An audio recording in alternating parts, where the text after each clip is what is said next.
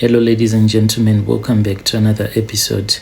The following story that you're going to be listening to, it was sent to me by one of our dear sister. The message reads like this. Hello, Brother Nashi, how are you? Can you please post my own story as hidden identity? I am a woman who is aged 45 years old, and I have come here with my own confession. I have been keeping this confession in my heart for the past 25 or so years. So this is what happened to me. My father forcefully got me married to a man, even though he was from our same church. This man, he had lost his own wife, but he lost the wife under very mysterious circumstances. So my father, at first, it was as if he was all caring for me, but he did not.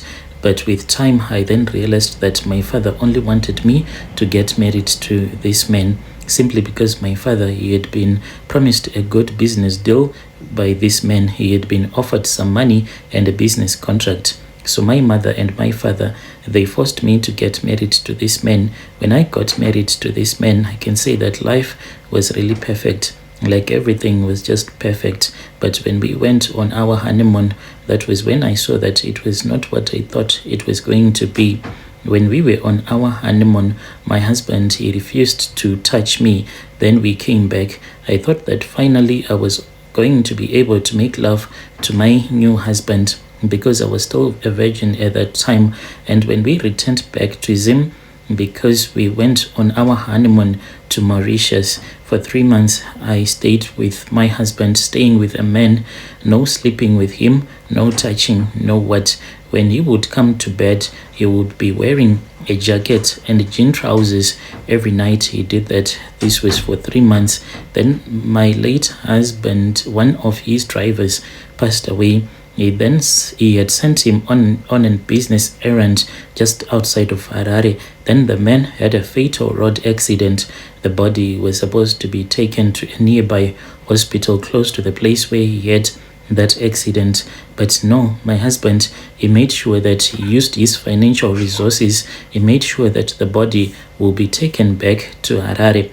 The body of the deceased came to Harare, and I thought that my husband, when he was doing it, he was doing it because he was such a kind man. He started assisting the family. The body was taken to the mortuary. It then turned out later on that the mortuary, it belonged to one of his closest friends. And at that time, that was when my husband told me that he wanted us to go somewhere. He said that there was this other ritual that he wanted me and him to perform. So he said that this ritual that we were supposed to perform, it was going to protect our wealth.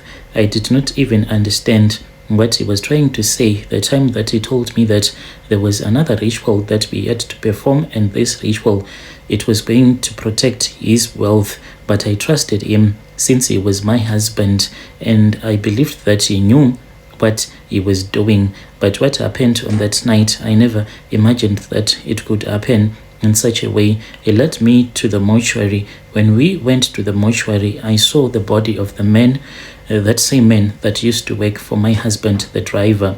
The body, his body, it was on top of this other very big metallic table.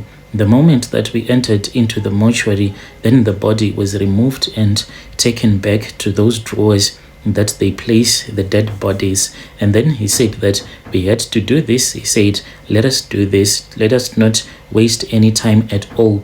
We need to do this. Then I trusted him. He then made me to sleep on top of that big metallic table. He literally forced me, and I climbed on top of the table, and I was just sleeping there. He then came on top of me, and then he started making love to me. That is how I lost my virginity. I lost it inside a mortuary. Brother Nashi, it pains me. After he had taken my virginity, I was still swollen down there. It was about a day after that when he took me to the grave, and then he was just going around with me. But we were in the car after the man had been buried. A few days later, he took me back to the same graveyard, and we went to the grave where that man had been buried, and he forced me to lie on top of that grave. and he made me to sleep on top of that grave. And since that night until my husband passed away, he passed away when I was 26, no child, nothing. My husband passed away after I had him one day. He was having a heated argument, and it turned out that he was having this heated argument with one who was his traditional healer. After that, my husband became ill, and long after that, he then passed away. So since that time until now, I have tried to build a new life. My husband, he left a lot of wealth for me. I inherited most of the stuff, the businesses, but they have since crumbled to the ground. The reason as to why I almost inherited everything that belonged to him, it was because his relatives, they did not want anything to do with most of the stuff that he had in the city. Those that were poor and too desperate, they were the ones that took some of his livestock, because my husband, he had a lot of cattle. So they went to the plot and they collected the cattle. But the other items, like your houses and the cars, they refused to take it. So at a very young age, I was now running a business that I could not even understand how it was making profit. The business quickly crumbled to the ground, and then I moved out of Zim. Right now that I am out of Zim, I am still trying to find love and inner peace. But what I've seen is that the moment that I start to date a man, then the man, if he tells me that he wants to stay with me, he will start to have these dreams, weird dreams. He will be chased by another man in his dreams, telling him that he is trying to steal his wife. This dead man says that I am his wife, and the dead man in the dream will be saying, "Why are you taking my wife away from me?"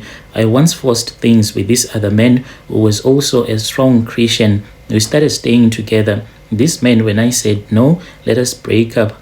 I love you and I do not want you to die," he had a dream. In his dream, he was being beaten by a man whom he said came out of the grave and showed him a ring and said that, "You see this ring, this is the ring that I gave to my wife. So if you take my wife, even God allows me to kill you." So I asked him, "What kind of a ring did this man show to you? What kind of a ring was he holding?" That was when I took out my wedding ring. He then said, "That is the same ring that the ghost was holding. This is the ring that I saw in my dreams." He said that this is the ring that he gave to you. So we prayed and we prayed. Later on in the evening, that man that I was staying with, he then started bleeding from the nose. It was a lot of blood, almost like a bucket full of blood. And then I said, "Please, let us break up. I don't have a child." And when I try to talk with my father about this, since he is someone who has a very big position in church, okay, let me just say it, my father is an overseer at church. He just tells me that I am not praying enough. I should pray to God. Then God is going to give me a man who is going to become my husband. Brother Nashi, I have dated almost 10 guys now. You mean all those guys that I have dated, there is no one amongst them that was suitable enough to become my soulmate. But my father is saying that the reason as to why I am being visited by this spirit of this man who claims that he married me, it is because I am not prayerful. Please assist me. Am I not being prayerful enough? So if I am not being prayerful enough, what exactly am I supposed to do? Please assist me. I'll be following through in the comment section. Dear listeners, right there was a message that was sent to me by one of our dear sister. That was a translation of a message that she sent to me. Strange things indeed, they do happen in this world.